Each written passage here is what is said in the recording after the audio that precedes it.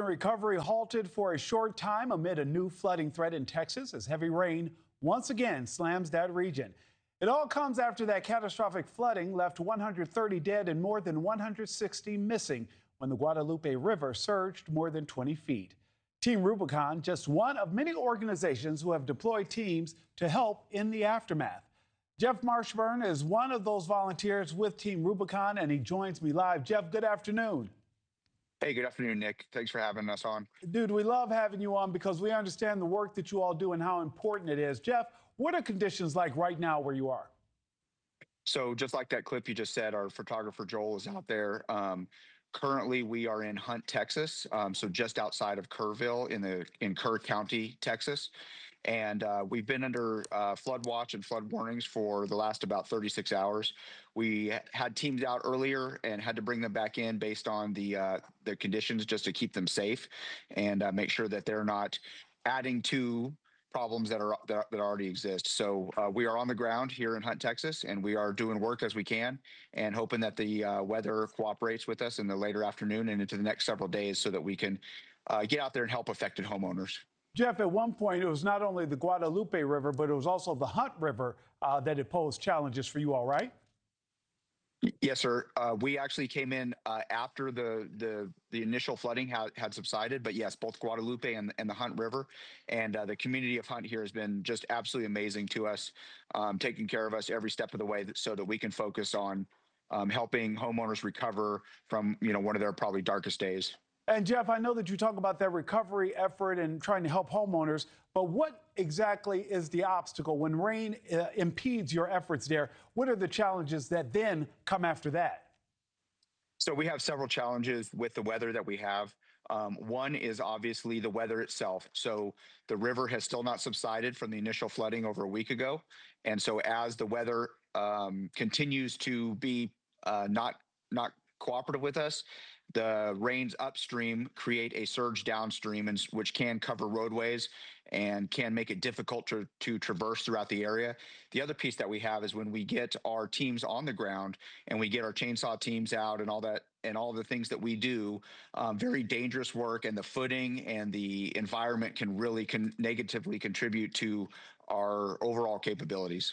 And I've been told time and time again, in that area in particular, that the wet ground also helps to increase the snake threat, correct? Yeah, so anytime we have a natural disaster, whether it's a flood or a hurricane or a tornado, all of the critters that are out there, and there's a lot of them here in Texas, they get displaced and they end up in places they're not supposed to be. And honestly, they're just as scared as humans. And so as we move some of the debris around and as we get into walls and get into houses, we're always very cognizant of where those are because, again, they are now in places they're not supposed to be and just as terrified as we are. And we can't communicate with snakes yet. So we have to look out for where they're at and make sure that our crews stay safe. Jeff, I want to ask you this, though. You've been doing this a while now, and I know that there's a process, but talk to me because it never becomes routine. No, one day is not routine. We do have a process that helps guide the way that we do things. And so when we come into an area like this, we come into an area that can support us. So a lot of times we don't get in as quickly as we would like. And a lot of that is because we don't want to cause negative effects to the area. So if we drop 30 volunteers into the area here and we can't be supported with food and power and water and living conditions, we're not going to add to the problems that they're already having. Once we get on the ground, our process is to canvass the area, work with the local emergency managers and local leaders, and find out what homes are affected and what places we should go focus on. We then send site survey teams out to assess the damage and to speak to homeowners and to get a very detailed sense of what they need.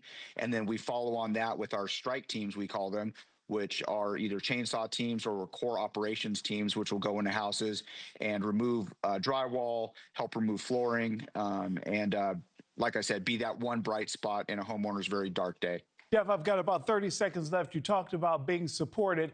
You mean being self-sustaining. You don't go anyplace where you all can't just lean on the resources that you bring yourself, correct? Yes, sir. We are a self-sustaining organization. We always are very thankful for the donations and everything that we get to sustain us. But we are self-sustaining when we are fully deployed. Jeff, what's next before I let you go? What's next is again waiting for the weather to lift and then getting back out there. We also have teams in San Angelo, Texas, and so we're watching them and making sure that they're safe as well. Thank you for watching. Subscribe below and download our NewsNation app right now on your phone, and you will get fact-based, unbiased news for all Americans.